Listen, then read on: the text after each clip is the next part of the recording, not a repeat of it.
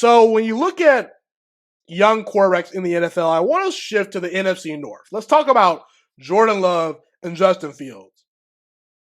The start of the 2023 NFL season began with the Green Bay Packers coming to Chicago and absolutely annihilating the Chicago Bears.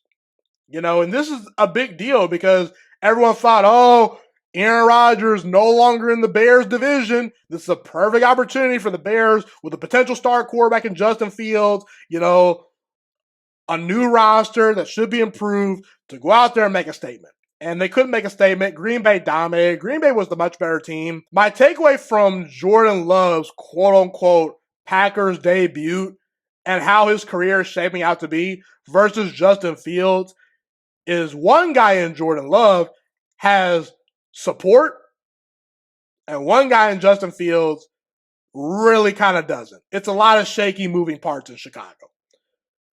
Before Green Bay Packer fans get all defensive, Jordan Love right now is actually in the same position Justin Fields was back when Justin Fields was at Ohio State in college. Because Justin Fields in Ohio State, he had an advantage. He had great coaching, a great offensive line, a great defense, and great wide receivers. Jordan Love had to go to Utah State. And let me tell you something right now. Utah State, they're not bringing in a bunch of major 4- and 5-star players. There was a lot for Jordan Love to overcome.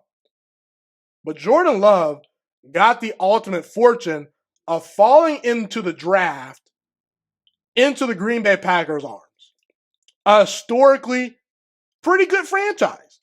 Justin Fields, he unfortunately was grabbed up by the Chicago Bears, an historically dysfunctional organization who the last time they had a great quarterback, it was in the Sid Luckman era, people. It seems like the Bears are just saying, Justin Fields, go save us. Go be the guy you were at Ohio State. And they're not tailoring the offense to him. They're not really putting him in the best situation to succeed. I'm not trying to necessarily make excuses for Justin Fields because at some point, he's got to perform. He's got to prove he can be a true traditional drop back pocket passer. We know about his rushing ability, but he's been very inconsistent as a pocket passer. So he's got to perform at some point. But when it comes to Jordan Love, the Packers, they've given him protection, a good run game, Aaron Rodgers as a great tutor and a mentor that mentored him for years. And they're just telling Jordan Love to go out there and be you. They're not trying to ask Jordan Love to do too much.